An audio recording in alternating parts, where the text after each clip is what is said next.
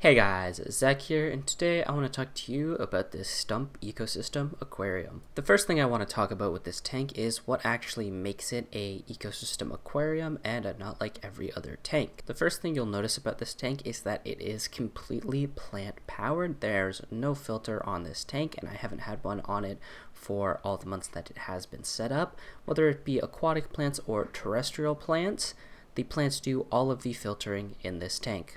The second thing that really makes this into an ecosystem tank is the food cycle that has been created inside of it. When the fish eat, they create waste, and that organic waste all sinks down to the bottom, and a bunch of microfauna will start to eat away at that organic waste and grow a little bit bigger. And as it does grow a little bit bigger, the fish will scavenge around and pick up some of those, which in turn then creates more waste, and other microfauna can start to eat away at that organic waste, which creates a nice cycle, resulting in me rarely having to feed this tank. With that being said, you're probably wondering what inhabitants are actually in this tank. The inhabitants in this tank are pretty basic. The fish in here right now are just a couple of guppies. They're just from some other tanks that I've got up and running.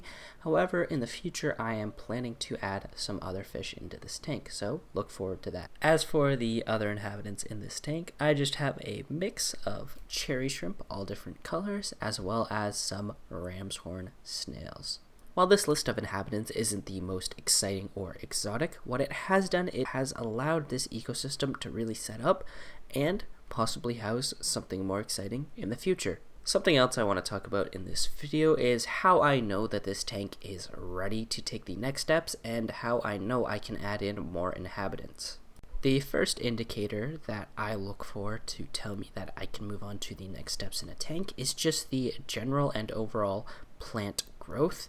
And in this tank especially, this Vallisneria is in the back there, and it has grown exponentially. It started out in the middle, and it's just creeped all over, which is a really good sign. And along with all this plant growth, there's actually a lack of algae, which tells me that the balance in this tank is very good.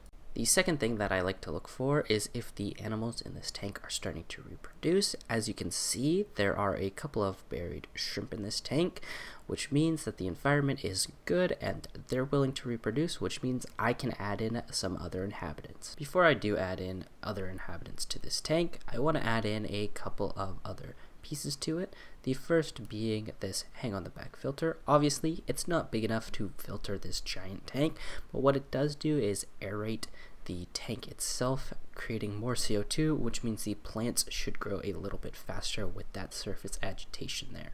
The second thing I want to do is boost the filtration in this tank just slightly before I add in inhabitants, which will increase the bioload. And the best way to go about that is to add in some more terrestrial plants.